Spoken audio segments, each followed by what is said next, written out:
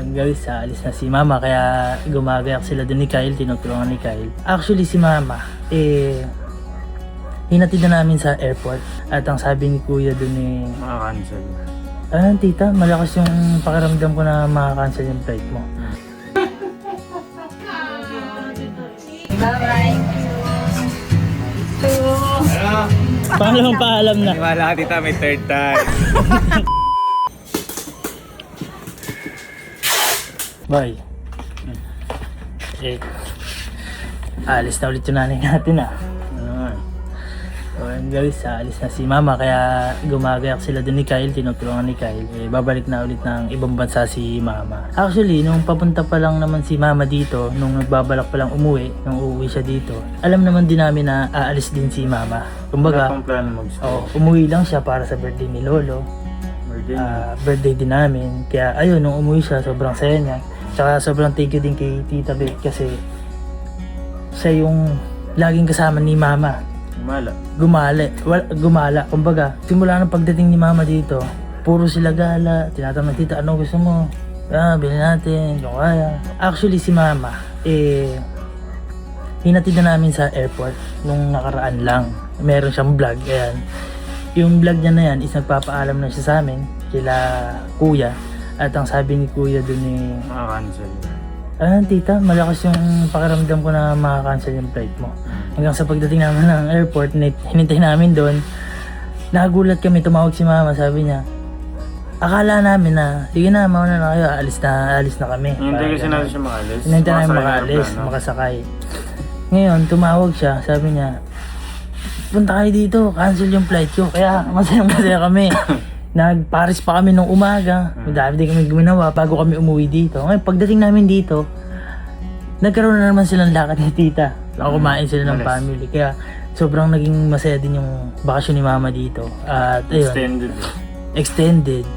Ngayon, ito, aalis na si Mama. Actually guys, pinag-usapan talaga namin ito nila Kuya, nila Kay, na wag na talagang paalisin si Mama. Totally wag na talaga. Kasi alam naman natin na merong nangyayari sa ibang bansa.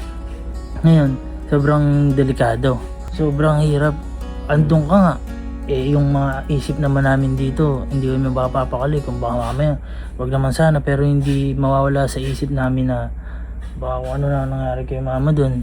So, mahirap pa rin. Kasi pinipilit din siya ni Kuya na dito na talaga. Kasi alam nga delikado. Nakakahiya daw kasi ano daw gagawin niya dito, ganun. Sabi ko naman, Mama, mag-stay ka na dito. Adi, yung kung magkano ka ako sinasahod mo doon, kahit kalahati, baka naman kaya namin ibigay ni Kuya.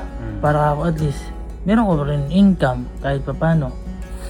Ngayon, sabi niya, sige, ganito na lang. Dito na kami nag-no choice na talagang aalis si Mama. Kasi, ang sabi ni Mama, hindi ako pwedeng di bumalik doon. Kasi, possible na maban siya doon. Sa bansa na yon. Kumbaga, parang ahol. Kailangan mag-resign muna kung hindi Yun, kailangan mag-resign muna siya. Pag napag-resign siya, tsaka siya babalik. Pero ang sabi ni Mama, babalik ako doon para mag-resign. Pero bago ako mag-resign, check ko muna yung sitwasyon. Kung okay naman, di mag-stay muna ako doon. Pero pagka hindi at may flight, babalik na lang din ako.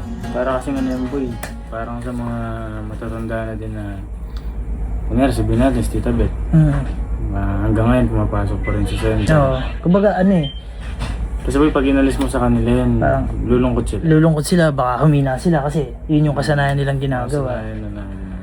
Ayun, so wala ka din kaming magawa kasi yun, yung gusto din ni Mama yan. Pero saan masaya si Mama? kung saan masaya si Mama, pero worry lang talaga namin na mahirap. Siguro si Mama, ano yun superhero dun. Okay. Kaya gusto Sasapak ko. boy, halika. Ayun, si Kel, ginagayak na yung gamit ni Mama. So, ayun. Alis na kami guys at Mamalit tayo. Mamalit pa kami. Sino ba taalis ka pa? Hi guys! Salamat. Then, go for check-out. Ito nalulungkot ako dito. Boy niya. Because we only have Hindi 10 kayo anak. minutes. Mas mahal kami ni Tita kaysa sa iyo. Kahit sila nag-aalala eh. For the second time again, bye-bye. Nabalit kaya. Bye-bye. Aalis na ako for the second time. Pangalawang paalam na. Wala ka tita, may third time. Makaka-cancel yan. Sana! Makaka-cancel Sana yan. Ayan ka na naman. Oy, may pustahan tayo ah. Basta. Ay, may pustahan nga pala ako ni Kuya. 5,000. Pag na-cancel, 5,000. Babayaran kita. Pag Oo, na-cancel, pag natuloy, babayaran kita 5,000. 5,000. Sali daw siya 5. Tuloy ka na. Bakit? Nakita mo na ba? May lumipad na ba? 7 days na. Yan sa distance na. Okay, babay natin. Bye-bye. Well, thank you. Tita, mag-resign ka na doon. Thank you. Isang po ito. Taas kamay, sino gusto mag-resign na si tita doon? Tama, pati mo yun, oh. Hindi, mag-iisip din yan. Mag-iisip din. Uy, babay na. Bye-bye guys, thank you. Kagaya, pupunta na lang Thank kami. you. Kabayan na lang tayo. Tabayan na to.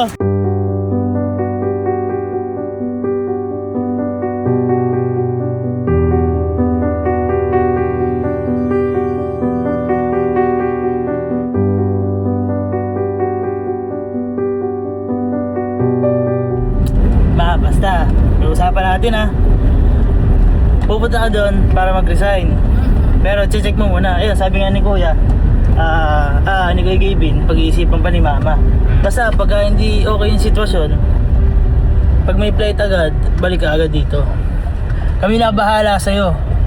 Kahit ano mangyari, basta magkakasama tayo. Yes. Hindi tayo papabayaan ni Kuya eh. Hindi. Bago tayo umasa kay Kuya, dapat wala na tayo. Kailangan, kasi daming ano ni Kuya, daming nang nabigay sa atin ni Kuya. Panahon naman para magsaya.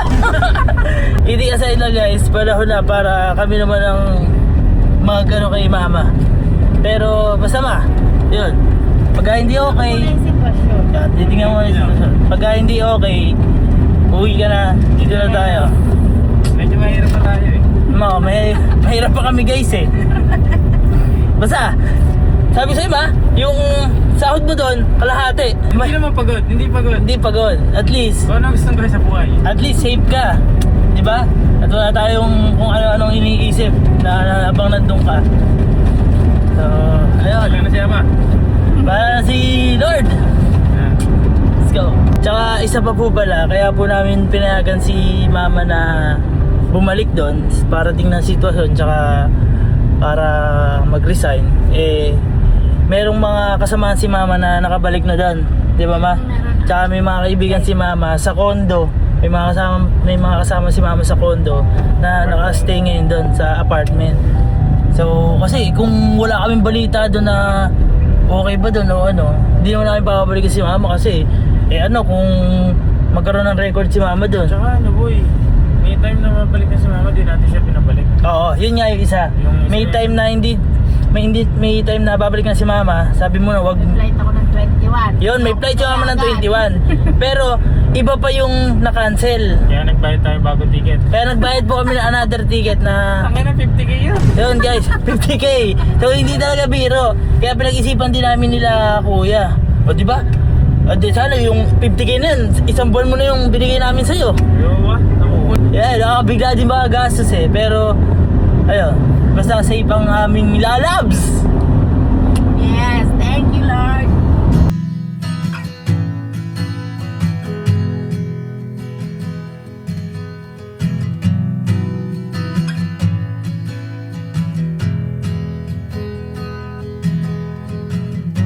Where's your rush? Where's your hurry? Need you gone by the morning.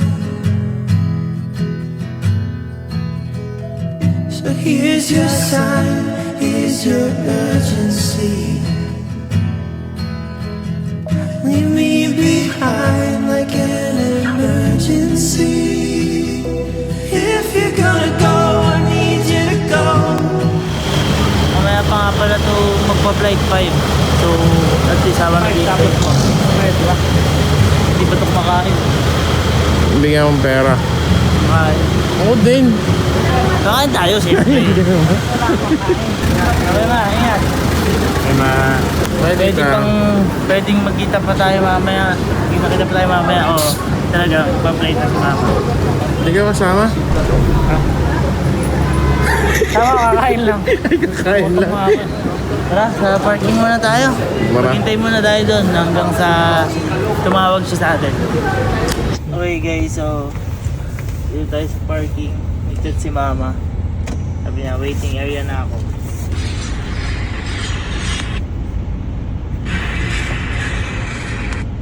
Dito na ako. Okay na. Ano, sure na yan? Oo, nandito na ako. Nasa loob ka? Ha? Nasa loob ka? Oo. Ano, uwi na kami? Oo. Sige. Oo, ano nga eh. Kumaya pa alas 5 yung ano. Sige. Bye-bye. Sabi ma. Sabi ma, love you. Pero ang picture kanina. Ano nga? Sige na, ingat ka. Ay, yeah, ingat din kayo. Bye-bye. Sabi ma. Bye-bye. So ayun, tuloy si mama. Check lang ni mama dun kung check yung sitwasyon, kung okay ba. Pagka hindi, uwi. Pero ngayon, siyempre pag-pray pa rin natin si mama. Uwi na tayo. Ano ba? Okay ba yan? Bombastic side eye. Hindi natin mapipigil sila Alabs. Sure na yun. Si Sir, di ba pipigil mo Sir Jeep?